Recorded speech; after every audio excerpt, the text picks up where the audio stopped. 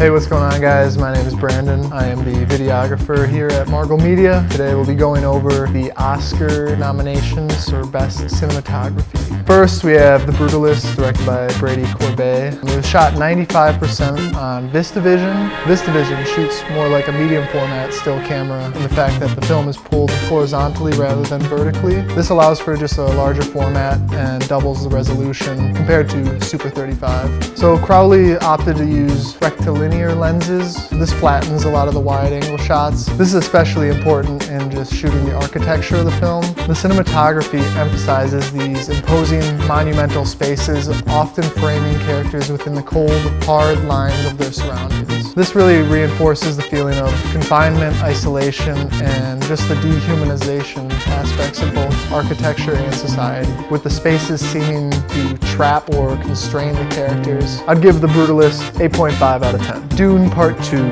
directed by Denis Villeneuve. So this was shot for 3 exhibition formats. We have the IMAX 143x1, digital IMAX 190x1, and theatrical widescreen 239x1. Fraser used tighter focal lengths, giving the sand dunes more of a layered depth, making the environment feel more like a character. The camera movements are always motivated in a realistic way. This can be seen when Timothée Chalamet's character is riding the worm. They had to make a platform to emulate the worm's skin, basically put Timmy on top of that. The scenes where we first meet Austin Butler's character, Fraser uses an infrared technique to distinguish that we're on a different planet. So I'd give Dune Part 2 9.5 out of 10. Nosferatu, directed by Robert Eggers and DP Jaron Blaschke. Something that stood out to me right away about this film was the sort of blind faith that we have in the camera. There's a lot of long, slow takes that will eventually reveal certain elements in the frame, or just leave you uncomfortable. A certain distrust, waiting for a relief that really doesn't come till the end credits roll. There was a heavy focus on single source lighting to look as natural as possible. The exterior night shots actually used a filter which cut out the reds from the image, leaving the night scenes feeling more black and white like the original 1922 film. 8 out of 10. Amelia Perez, directed by Jacques Audiard and DP Paul Guillaume.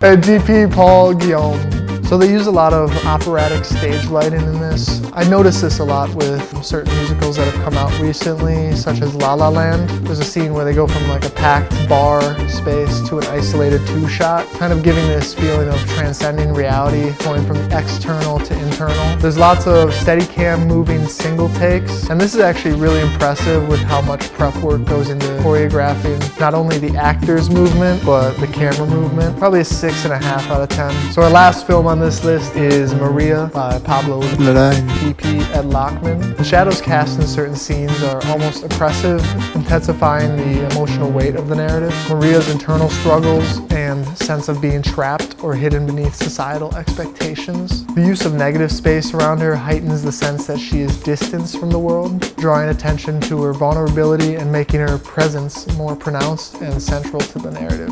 I'd give Maria 8 out of 10.